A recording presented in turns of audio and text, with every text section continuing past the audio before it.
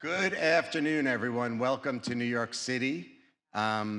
It's great to see everyone here today. Can you guys all hear me okay? Yeah, we're good? All right. So a little bit about myself in case you're not aware. I am the CEO of an advertising agency named DMA United. We have built a lot in this space. In fact, to date, we've built 7 NFT marketplaces. We've onboarded about 60 or 70 different individuals, artists, and brands, including companies like NARS Cosmetics, IMG Models. We work with a lot of pro-social initiatives, including, for example, surrounding Earth Day, we did a program with Save the Chimps.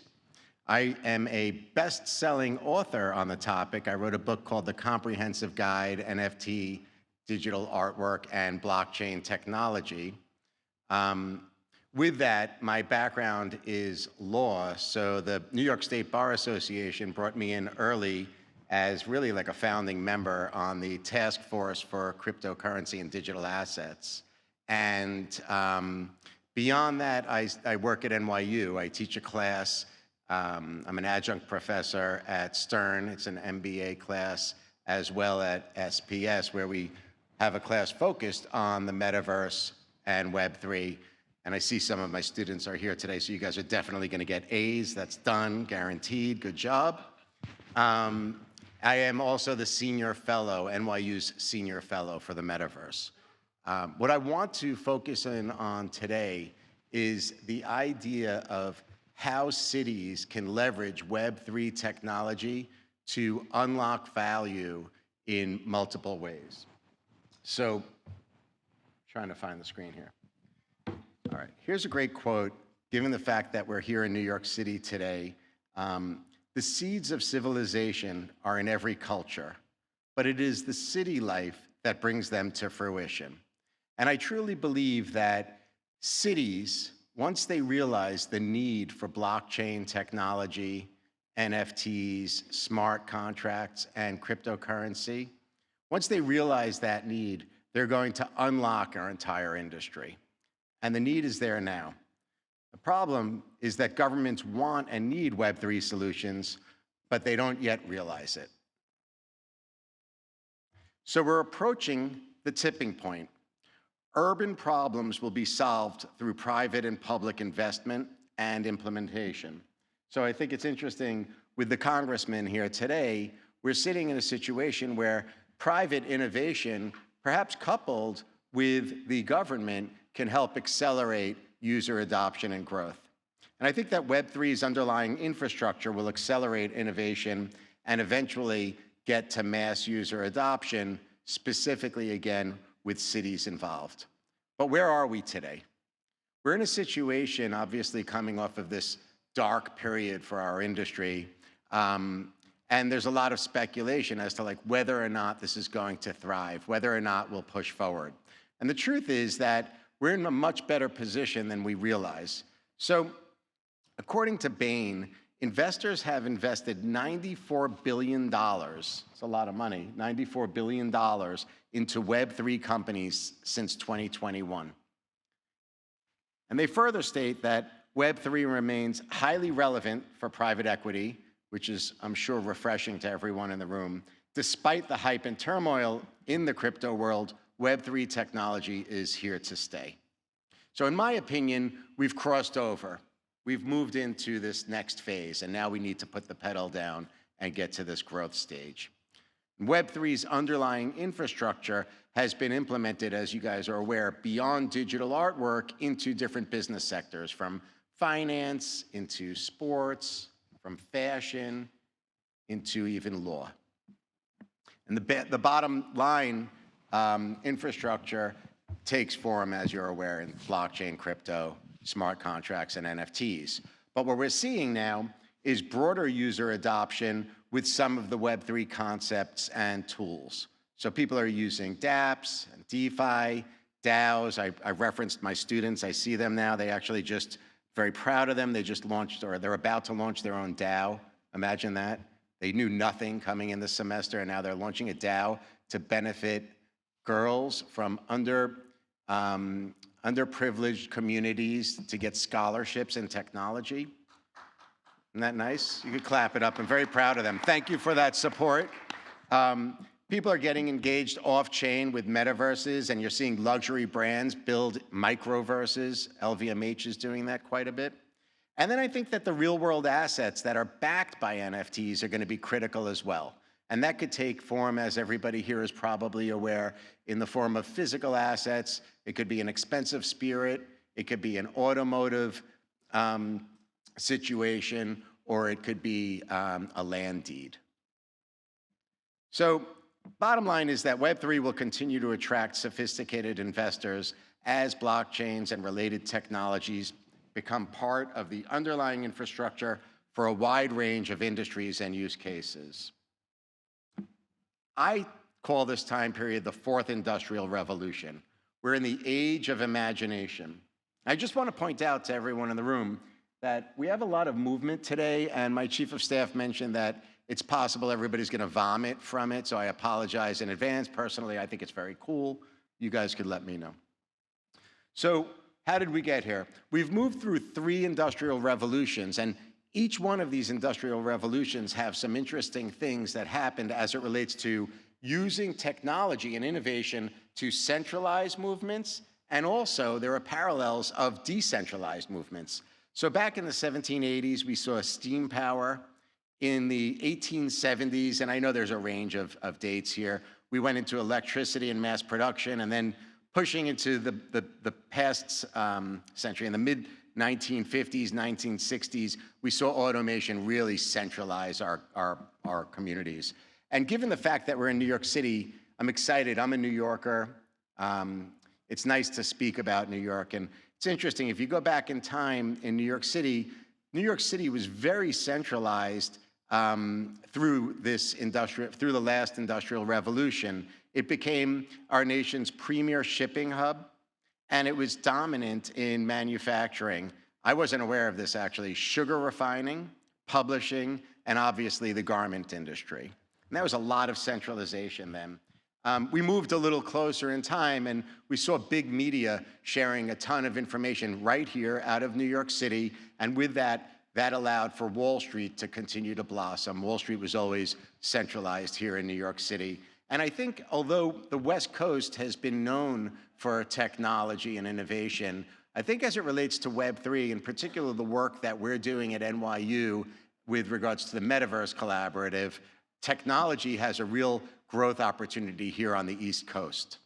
So then there are some factors at play as it relates to the concept of decentralization in New York City. So the first thing is, are we experiencing an urban exodus? Well, the numbers are there, they don't lie. It's clear that we're having an urban exodus, and that's happening across the entire country.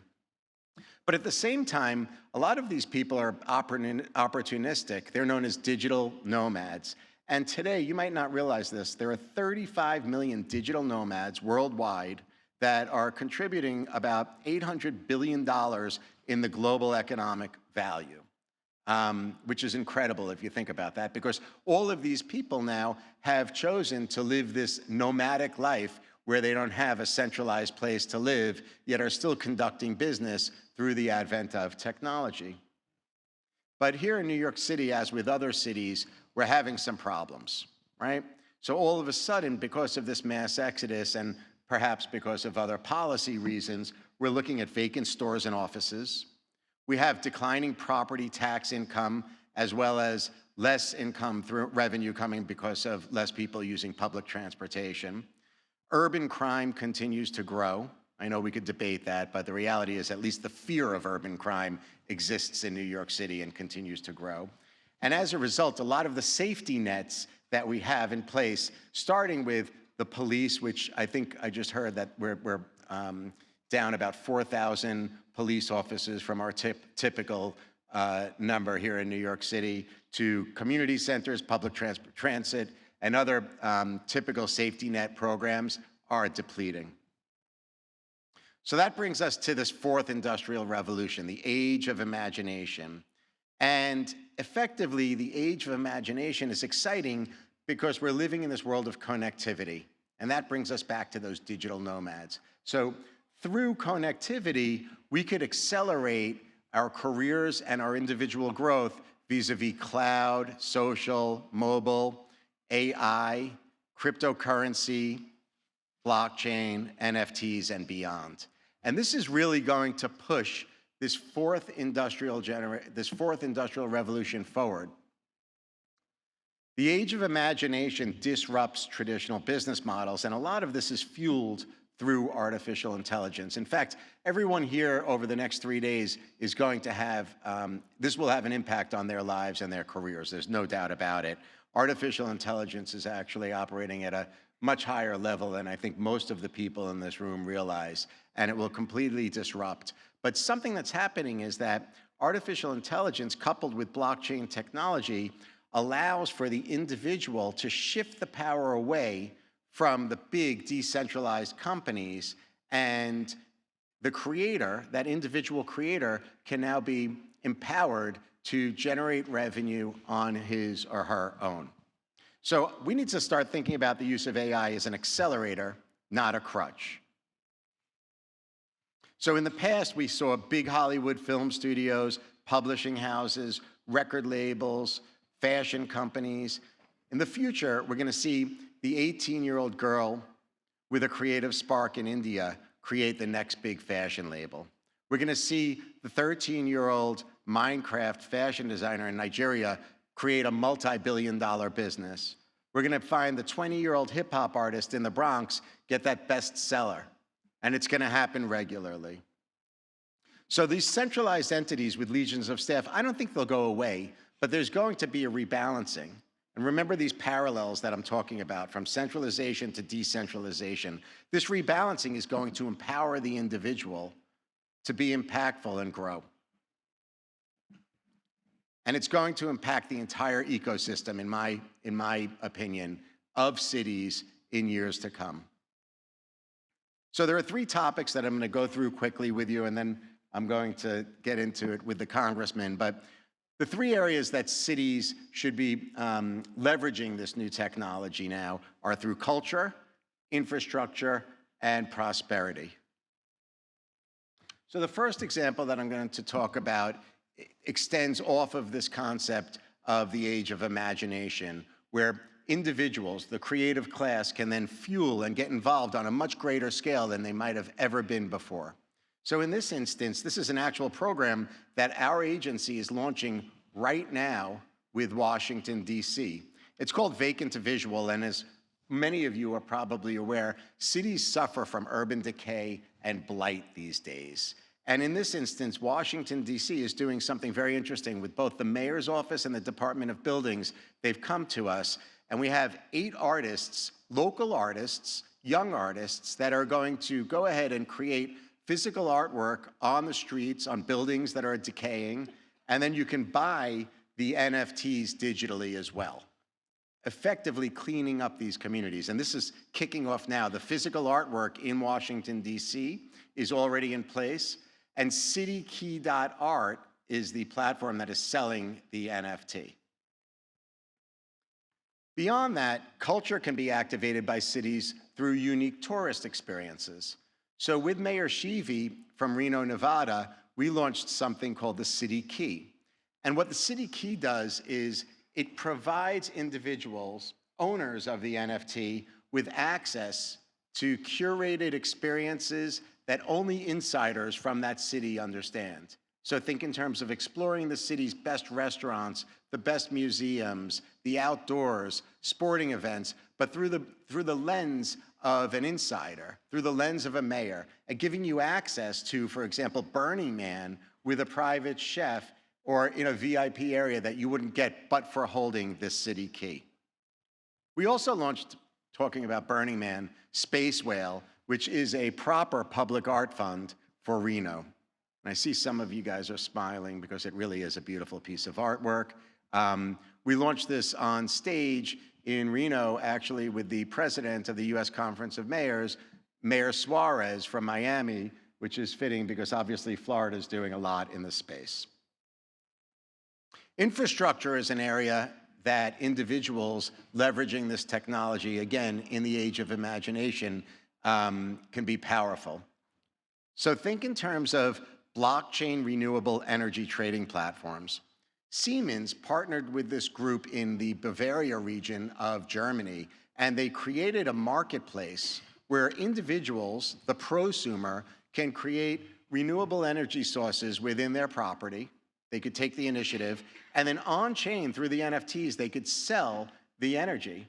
And what's nice, again, is this rebalancing, this concept of balancing things through the use of blockchain. In this instance, if there's a surplus, somebody on the other side that might not be able to afford all of the energy can now get in at a lower rate.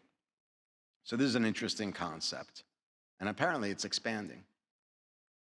And then healthcare too. Congressman Donalds and I were just talking about the benefits of blockchain technology as it relates to healthcare. Some simple ideas are distributed patient health records, transparent supply chains, and then also management of, God forbid, harmful diseases. Again, we don't want that, right? So here comes the concept of Web3 and cities. So I'm going to do my introduction of you even though you're on stage because I think you deserve it, okay? I'll take the picture away from him because it's weird to look at his photo while he's on stage. So I can't thank you enough for being here today. I think it's really important for our community to get a good sense as to what happens at the community level, but also in this instance, what is really happening at the federal level, at the governmental level to help us unlock value. So Congressman Donalds was elected to Congress in 2020 and reelected in 2022. He's from the 19th district, Florida's Gulf Coast. This is the Naples area, which was hit pretty bad by Hurricane Ian. You guys might remember it was on the news quite a bit. Here's what's impressive. Congressman Donalds is a member of the House Committee on Oversight and Accountability. He's a member of the House Committee on Financial Services, and below that, the Committee on Digital Assets, Financial Technology, and Inclusion. He's also on the Subcommittee on Financial Institutions and Monetary Policy, so you could see why I wanted this man on stage, but it gets better. He's also the Speaker's designee on the House Steering Committee, so he could influence for our business sector if we need him to. Think about that. I see the president of the New York State Bar Association nodding in approval of that. He's also on the Financial Literacy and Wealth Creation Caucus. And then most important for us, Congressman Donalds is a member of the Blockchain Caucus, which is fantastic. We need advocates for our industry. So with that, I'll come join you over there. Thanks for being patient. It's good to be here. I would say, it's good to be home. What most people don't know is I'm from Brooklyn, New York, Crown Heights, Brooklyn, born and raised.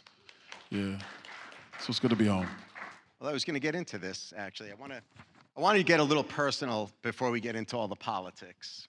So, as you said, you were born here in New York City. You're a New York City guy born in 1978. Best year they ever made. They don't make them like 78. 78 was the best year. Sorry for everybody else, but.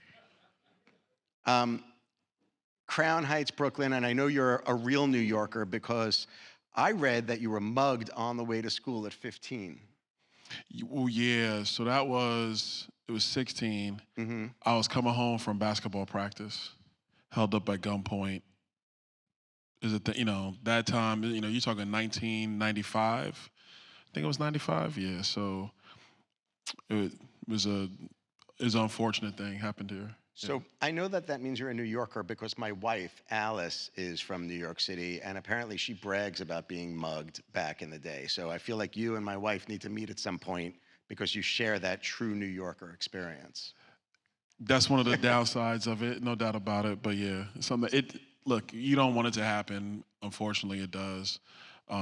It puts a lot into perspective, though. A lot into perspective. Education has always been very important to you and your family. And I understand that you, in middle school, attended Brooklyn Friends. Yeah, I'm a Quaker, too. Right. BFS. Yeah. We're Quakers, actually. We Oh, go really? to Friends Seminary. Yeah, we got to Okay, talk about it. We got to talk We at some didn't point. talk. See, we missed all this in the pregame. We were talking offline. This did not come up, so this is new ground for both of us. Yeah, I want to loosen up the room a little bit here. But apparently, your mother, who I'm most impressed with, would pop into your classroom from time to time and make sure that you weren't misbehaving at Brooklyn Friends.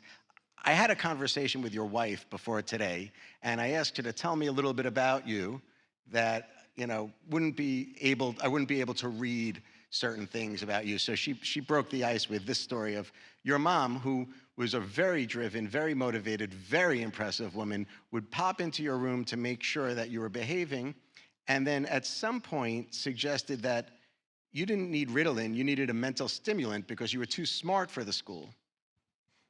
Yeah, that's all true. I'm gonna have to talk to my wife about this later. But no, yeah, my mom, she would make unannounced visits to school He's when my looking at me like he's teachers gonna kill me. were. No. I mean, it's all right. I mean, I was that kid, man. I needed to be, engaged all the time, and if I felt that the process was too slow, I'm talking to other people, I'm doing other things, I'm out of my chair. You know what that means though? I have 3 sons. So at the beginning of every school year, I go in and I talk to my son's teachers and I apologize. And I tell them, I'm like, listen, I'm really sorry. My son is awesome, but I'm sorry with what you're gonna have on your hands. And they look at me like, well, what do you mean? And I'm like, you're gonna have to hold him accountable. I've done it with each one of my sons. I said, if you ever need me, you call me, I will show up at school and I'll take care of it. And my sons, they know that I don't like going to school. So it's like if I show up at school, it's a problem. So a quick funny story.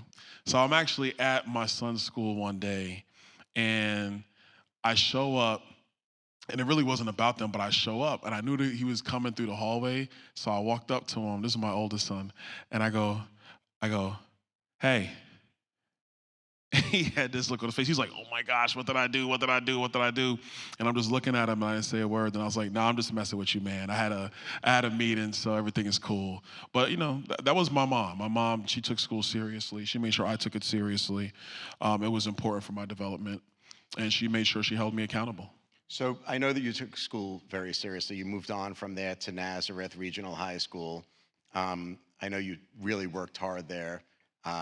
I understand you never went to the prom because you were so focused on school. I don't know if I believe. Nah, that wasn't it. Okay. And then you moved into Florida A&M and then Florida State University eventually, where you met your wife. Yep. Met her at Florida State. Go Noles. So just true or false? You met your wife. She was, you were sleeping on the couch a little bit? Oh, she gave you all the Yeah, tea. yeah. Okay, I see where we're going here. So the story goes, no, actually not even how the story goes. Here's how it is. A friend of mine, he threw a party, and at the time, I enjoyed a good party. So I go to my friend's party, and it was dope. We probably kept it going till about 4 a.m. and I fell asleep on the couch. So it was Saturday night party. The next morning, it's like 8 a.m., 9 a.m. Sunday, and there's just bodies everywhere. Like everybody's passed out. Everybody in this room knows they've been in a party like this. And so this girl comes walking through the living room, and she was cute. She was looking good. And I opened up my eyes, and she just like shaking her head, looking at all the mess. And she was picking up one of my friends to take him to church. And I'm like, well, I got to get home, and I don't have a ride. So I asked her to give me a ride home, and she didn't want to. But my friend, he was like, nah, like take him. It's on the way anyway. Just drop him off. So she dropped me off at my apartment. That's how we first met. And then I didn't really see her for a couple months later. That I recognized her in the student union. Rest is history. So I understand you're a very committed, family-oriented person, son, husband, father, major wrestling fan, which I'm surprised to hear about. I understand you've been obsessed with wrestling forever. And then here's a big downside to the congressman. Bizarrely, he claims to be a real New Yorker, but he's a Cowboys fan, right? And a Lakers fan, which is ridiculous. And I also learned, I'm not even letting you talk about this, and I also learned that his dream job is to actually be a coach. Yeah, all that's true. Now I'm gonna explain all this, right? You left out the main part. I'm a huge Yankees fan. I'm all for the All right, Empire that's all day. good to hear that. So that's 27 championships and counting. I know there's some Met fans in the room. Sorry for you. So that's number one. Number two, y'all know the Cowboys are on more than the Jets are. You need to stop. Because when I was in high school, it was the Giants and then the Cowboys, and they found time to air Jets games. That's how it went. Sorry, but that's also the truth. Now about the LA Lakers. When I was in college, I was betting money on the Shaq Kobe Lakers because people hated them. And I was like, are y'all kidding me? This is the best team in basketball. They got the best two players in basketball. So I'm betting Shaq Kobe Lakers at $25 a game. This is how I ate in college, okay? So I became a fan of the team. I went through the drought years that the Shaq got traded. Was there in the years where Kobe won the chip, 09 and 10. Was there in the drought years when Kobe tore his Achilles. Was there for the bubble year. Then last season, this season. We won last night. All right. So tell Stephen A. I got my credit. All right, but here's the thing. So I'm going to fast forward. We're going to get to crypto and NFT and why we're here. But before we get there, when you say that's how you ate in college, I heard you were very entrepreneurial. Did you actually sell plasma at some point? Yeah, man, of course. Like what college kid? I got a lot of college kids, information. raise your hands, selling plasma, doing whatever you got to do to make ends meet, betting games. I mean, we did it all, but at the time, in college, you're just trying to survive the next day. But the last part is, if there was, my dream job would be to coach basketball. I'm a basketball junkie. I love the game. There you go. So going back to the concept of the fourth industrial revolution, now to focus on why we're all here, the concept of prosperity, job growth, sector growth, each one of these industrial revolutions showed American ingenuity. It created wealth during those time periods for those communities. And in this instance, the concept is AI plus Web3 equals money. And effectively, it's been empowering these different business verticals and creating new business sectors, NFT marketplaces that employ new people, NFT designers that employ new people, payment systems, marketing agencies, and beyond. So I'm curious, on a personal level, which areas of Web3 are you most bullish about as it relates to creating individual prosperity? I mean, that's a great question. I think I'm two minds. One, I worked in finance for 20 years before I got to Congress. So I'm gonna put my finance brain on for a moment, then I'm gonna come to my congressional brain. I think from a finance brain, well, actually, let me back up. The finance brain and the congressional brain actually agree that the real value is the blockchain. Like the additives, where you talk about NFT, stablecoin, cryptos, the actual Web3 interplay environment, whatever that's gonna look like. I've learned a new acronym, DAOs. I gotta go talk to your students. I'm not even sure what that is. But it's cool, I get to learn. Decentralized financial payment systems, all that stuff. Those are all massively important tools that are gonna create so much prosperity, but none of it is possible without the blockchain. Like I look at it as like all the stuff are just, those are the eggs, but the blockchain is the goose. And without the goose, you got nothing. And so, what I've always valued, even, in my career when people were asking me if they should buy Bitcoin at $1,100 a coin, and it was so new, like I didn't know anything when I was advising people. I said, do what you want, but I can't really advise you on that. And they were like, well, would you buy it? I'm like, yeah, I guess I would if I had $1,100 lying around, but I don't know what's gonna happen with it. Yeah, not my brightest moment. Anyway, the blockchain was always the thing that had value because it is essentially the security point for ownership, verification, and security. And as long as you can maintain that, it provides all the necessary value for everything else. So as it relates to new job growth and job creation, when an individual starts to earn money, how does that impact the rest of the community? How can that impact cities? Oh, man. So I think sometimes in America now, we take our economy for granted because it is so robust and so much wealth and income is generated off of it. But an economy, even one as dynamic and as big as ours, is only as good as the individual pieces. Every new person that can come into the fabric of the American economy and innovate and earn money and do the things based upon our transaction systems, which is really what an economy is. It's a series of transactions. Ours are trillions per day. I actually don't track it. It's probably trillions per hour, to be honest with you. But there's so many individual transactions going on. That's what allows you to have an economic framework. Every new person coming in, especially if you can create dynamic capability where you're building a fledgling firm into something that provides product or value or good or services to other people, all that does is it supercharges the overall economic engine, which is to the benefit of every community, every city, every state, and to the United States overall. My biggest issue, in Congress is I think that some of my colleagues and frankly some people are forgetting the main thing.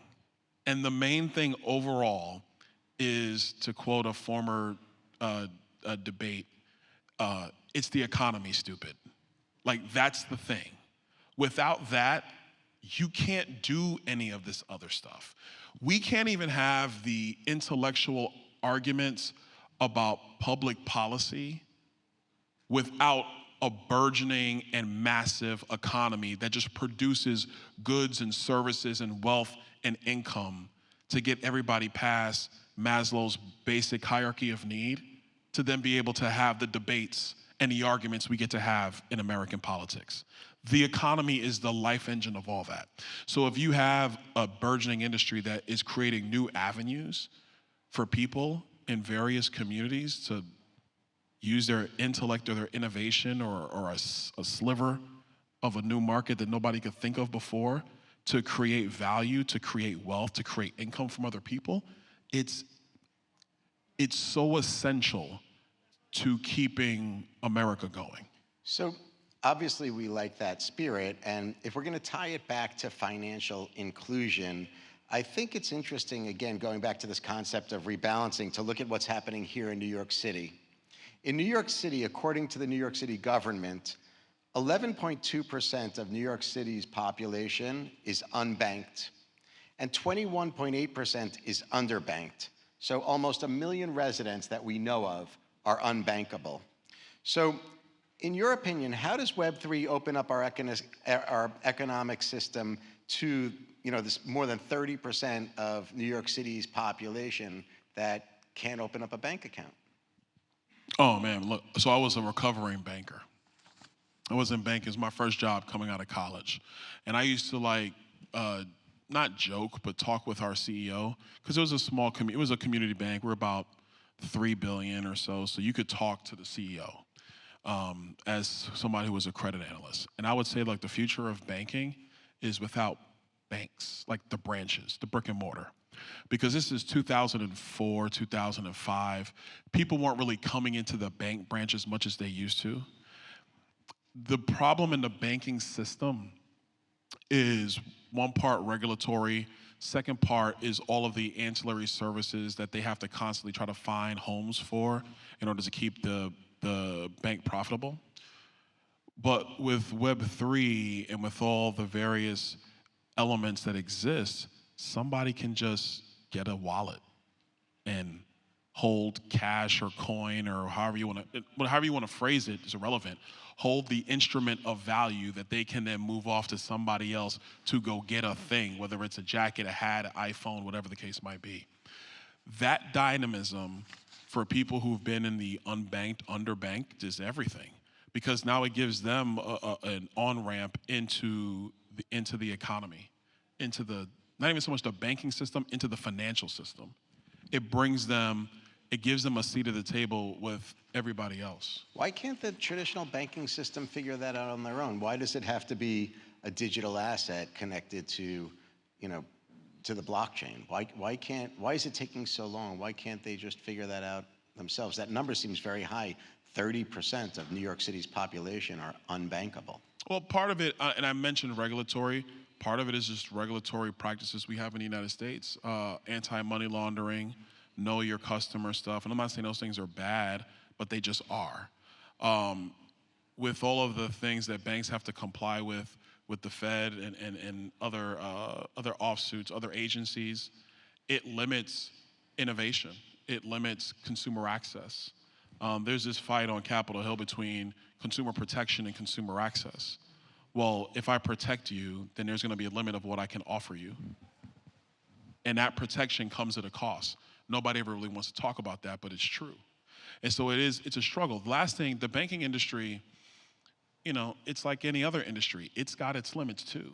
I'm quite sure Apple would want everybody to have an iPhone. I'm a Samsung guy, so I don't know what to tell you, but that's me. But I'm quite sure everybody, they want everybody to have one, but guess what? There's always gonna be room for other elements to engage in an economy.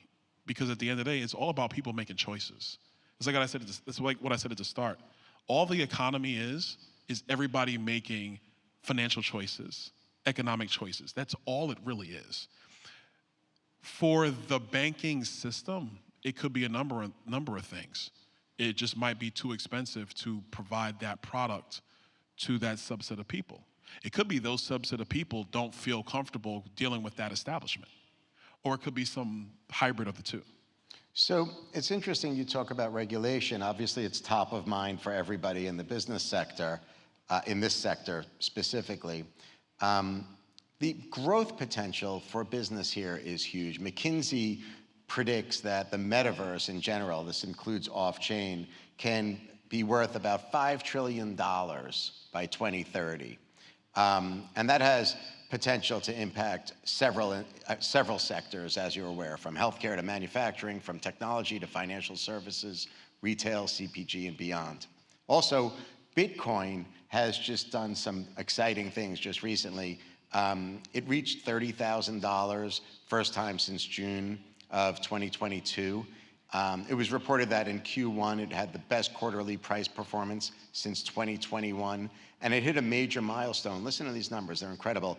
They settled 800 million transactions, and it has the cumulative value, those transactions have the cumulative value of $107 trillion, and that's just in 13 years. So my question to you is, as it relates to regulation, how do we do it the right way? How do we find balance between protecting that individual, but also unlocking entrepreneurship and building more growth? From a government perspective, what do you think? Man, if there was a magic bullet for that one, man, like somebody bring it to me. That's tough. Look, I think I said it earlier, there's this battle between consumer protections and consumer innovation, consumer access. We're gonna have to choose. And I know that sounds blunt, but this is the non-political talk from somebody who's an elected politician. America, you're gonna have to choose what you want.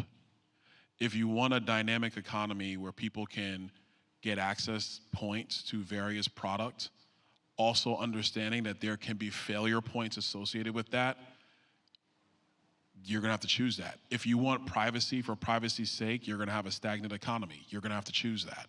I always like to think about it, with like the old Western pioneers. There were no consumer protections. There were many people that did fail. But also out of that innovative pioneer,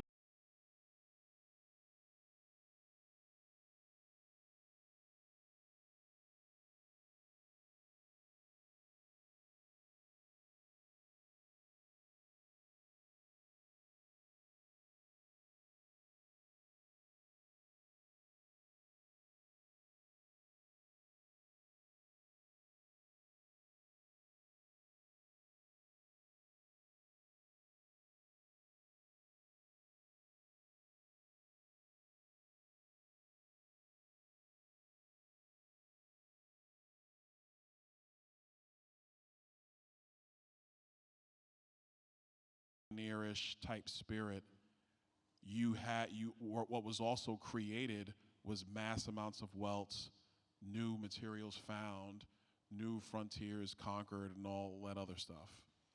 You cannot build wealth without risk, period. Anybody who tells you otherwise is lying to you. So I think now from a Washington perspective, I think we're entering a weird environment where you have bank failures that just happened. You have a situation where this massive inflation is going on. We see the burgeoning power of digital assets writ large. And my stance in Washington has been we need to allow for the industry to regulate itself, because that way you protect the industry's best aspects of being able to innovate and grow and prosper, which then brings people into it. I think if you go down the route, some of my colleagues who want to empower the SEC or the CFTC, you're going to get less innovation. And if you get less innovation, then you're going to cut off all of the powerful things that none of us even know yet. Last thing I'll say on this, if you listen to like Howard Schultz, founder of Starbucks, Bernie Marcus, founder of Home Depot, these are all massive staples in our country right now. Nobody could see in America without without Starbucks or Home Depot. Like, nobody could fathom it. I'm quite sure everybody had a Frappuccino in here at some point today. They have now been on Capitol Hill saying explicitly they could not create their companies today. Think about that. Howard Schultz has said on the record he could not create Starbucks today. Because of regulation? Because of regulation. That's the choice that's in front of everybody in this room and frankly every American in the country. We're gonna have to choose what type of a regulatory environment that we're going to want. And that doesn't mean no regulation. I think the dogma is you say no regulation. No. There have to be clear rules to the road, but we're going to have to accept the fact that failure is a part of success. Any professional athlete, any professional entertainer, the ones that we all love and follow, that all didn't happen overnight. It was a process over years, over decades. It was failure and success and grinding and hustle, and then it hit, then it happened. And we all cheer it, we all love it, we buy the stuff, we buy the tickets, we watch it on TV, we enjoy it. But it just doesn't happen. It comes through a process of success and failure. So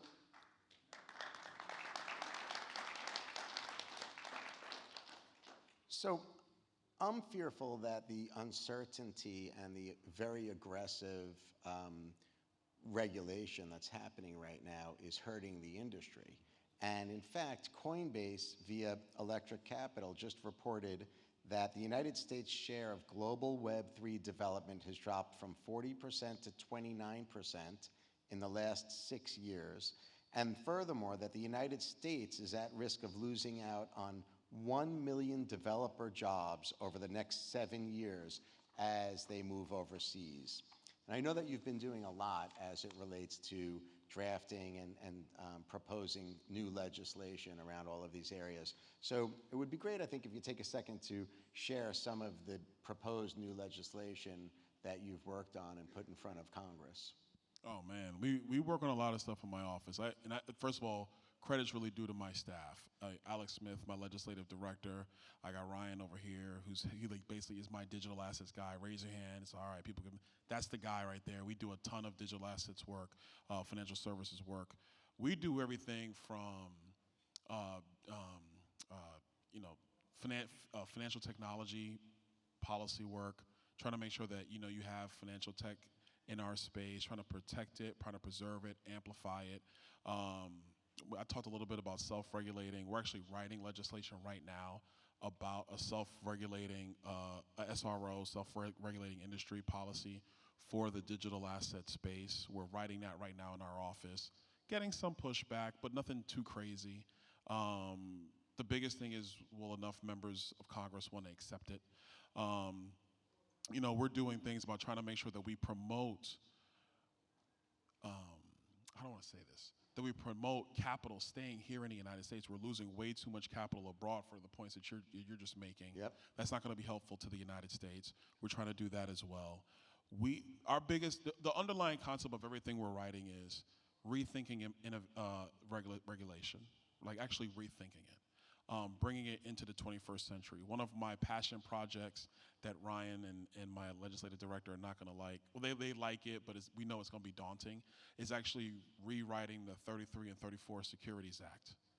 Like, the 1933-1934 Securities Act was created in a time where you had to actually have a physical piece of paper to prove that you owned stock. You actually needed a physical piece of paper to prove you owned the bond. Settlement was, 4 days at the time, if I remember correctly? Settlement was 4 days. We're in a world now where I can go on my phone and I can trade stocks and bonds at the drop of a button. Not even a button, it's a digital haptic button. And I'm just sitting there like, click, click, I did it, done. So you have to modernize your regulatory environment. We're looking at all that kind of stuff. At the end of the day, I'm just trying to act, if we're trying to have a regulatory environment, and we need one, I'm not trying to say we don't, but build it with the end in mind. Like, don't rely on the legacy framework of 100 years ago, where literally the bank run was people had to go to the bank and stand in line with a withdrawal slip and their passbook. Now, I can wire funds at the drop of a hat. It's a different world, it's a different environment. So you have to update your regulatory environment to today. That's some of the stuff we work on. I'm really excited to see how much support we can get for a self-regulating enterprise for digital assets, because I think the ability of that will be infinitesimal, in part because the CFTC, the SEC, the OCC, Treasury, the Fed, they don't have enough knowledge of this industry to regulate the industry. You know what I mean? They don't. Sorry, it's true. Everybody should be clapping about that one, it's true. And to bring this into lay terms, because I'm a basketball junkie, this will be like asking a 6th grade basketball player to ref the NBA Finals. Like, that's bad. Like, this will be like asking a middle school artist to decide art competitions at Juilliard. So the founder, like, what are we doing? I understand, like, the founder of Cardano sat in front of Congress and proposed an idea of the industry self-regulating through the use of smart contracts, which could be fantastic. And honestly, I think that the concept of communities and cities using smart contracts to self-regulate in many different transactions in the way we interact is going to be there in the future. So what's the reluctance as it relates to, your peers in Congress? Why not allow for the industry to self-regulate? Why is there so much restriction and regulation right now from so many different agencies at the federal and state level? Why not just let this business blossom? So actually, real quick, smart contracts, I think, would have really helped Silicon Valley Bank. 100%. Because what happened at Silicon Valley Bank was they weren't paying attention to interest rate risk. That's all it was. They didn't do it. They didn't have a risk manager. They were cited 13 times by the Federal Reserve Bank of San Francisco, and they didn't make any of the changes, and then it came and bit them in the butt. That's what happened. So I think smart contracts will be really a cool way of helping to solve some of your regulatory issues. Because I'm not going to speak of Binance, but they're top of mind, so I'm going to bring it. If the SRO says and transmits to Binance, their compliance officer, hey, you got to do A, B, C to fall back in compliance, the smart contract is the holy grail document for did they comply or not. Full stop. Now, as an industry player, you decide, all right, well, we set up this thing, we work together, we should go in and do that. Now, what's happening in Washington, why that is like frowned upon, is a couple things. One is old Washington.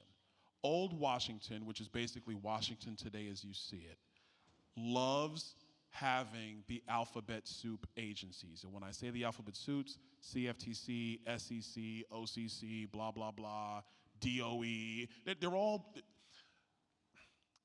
they're all relics of a time when you had to fax before fax machines. These are relics of a time where you had to use the United States Postal Service to send a contract from point A to point B. This is when the regulatory agencies were built. Old Washington, like anybody else, doesn't like moving off the thing that they created. They don't like it. It's what they know. It's what they're comfortable with. If something goes wrong, it's easy for a politician to point at and point to. It's not dynamic. It's not innovative. It's CYA. It protects. It doesn't allow for growth. So that's part one. Part two is, I haven't talked politics much here, but there is a political divide in the United States about regulatory protections. We were told in the United States back in 2010 that Dodd-Frank would stop too big to fail. Well, that is not true. What's actually happened is the big banks have gotten massively bigger. Massively bigger. Community banks have died since Dodd-Frank. Well, who does that hurt? People on the lower end of the socioeconomic spectrum, people in burgeoning communities trying to get access to capital. They don't have the banking relationships to do this. So you do have a political dogma around regulation for regulation's sake, as opposed to analyzing what actually happened and then making a data-driven decision. And then the third piece is there is a reluctance, I would say more on my side of the political aisle, to actually engage in real regulatory political conversation. The default is, I don't want to be blamed for this politically, so I'll just allow this thing to continue to operate, even though I know everybody's looking at the bright, shiny object. FTX, anybody? The bright, shiny object, not understanding that that is not indicative of the actual industry. Better to just give it off to the alphabet soup agencies so I don't get blamed if something happens in the future. But what happens in that type of environment is you negate all the possibilities of growth and innovation. So just so I understand, so our government right now, the entity that is creating policy as it relates to regulation, might benefit from our industry helping them, informing them as to how this industry actually works and what the nuances are. They're not all in the know. They are like 95% not in the know.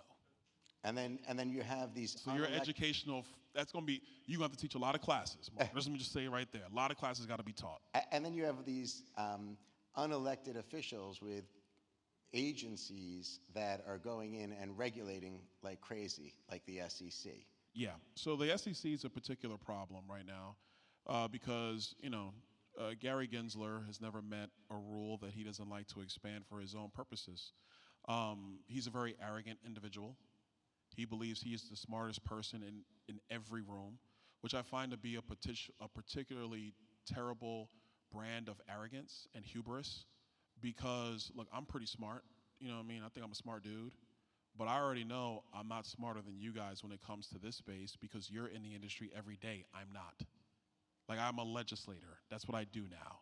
So my whole job is to know enough to be crazy and be really dynamic, but allow you the freedom to just figure this stuff out and let, the animal spirits of human beings, which has not changed since the Greek Republic, that hasn't changed.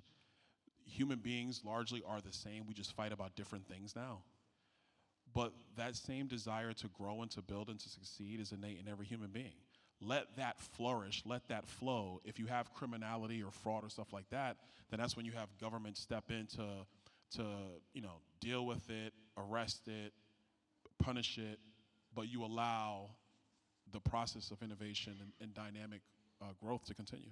So that intersection then, would you say that the Biden administration is using all of these governmental agencies to effectively activate what we're calling choke point 2.0 to kill the crypto industry by denying banking services? Yes. I'm just going to be blunt. Yes. What I've seen in my short time in Congress is that nothing is a coincidence with a government agency. They are talking across lines a lot more than they ever used to. They're finding various ways to squeeze an outcome that they want. And The cabinet level secretaries that everybody sees on TV, okay, yeah, they're fine. Honestly, one of the reasons that they are cabinet secretaries is because they can come before Congress and give non-answers and slide in and out of statements pretty easily. They're pretty good at it. It's the deputy secretaries and the undersecretaries. They're the ones that are actually doing the work. Some of the deputy secretaries under the current administration, they do not want a digital assets industry. And it's not so much because of, it's part because digital assets, I want to be very clear in how I say this, they cannot visualize a world, or they cannot visualize a large segment of America's economy that is transacted without the watchful eye of the federal government. Because if it's happening around the federal government and not through the federal government, they feel that there's not enough control on that, which could either A, harm people, which is an altruistic motive, or B, it gives them a lack of ability to tax, and C, it gives them a lack of ability to have regulatory oversight and controls to better themselves, I guess. So that leads me to the concept of CBDCs. So, effectively what you're saying is that they want to overreach, and yet there are talks now about following in China's footsteps and China's already created a CBDC, as you're aware, and creating one here in America. So I know you put some legislation against that as well. What do you feel, what are your thoughts as it relates to individual privacy concerns and beyond as it relates to a CBDC? Well, the privacy concerns are everything for me. Well, a couple things. One, so what Treasury, what Fed's kind of been doing is laying the foundation for a CBDC, like laying out the infrastructure pieces. That's kind of what they've been doing. They still have to come to Congress for authorization on FedCoin or CBD, whatever you want to call it. They have to come to Congress for that. The one thing I've always found is duplicitous is the choke point 2.0 stuff around stablecoin, when all a stablecoin is a digital token denominated in US dollars. So whatever the denomination is in USD, that's what a stablecoin is.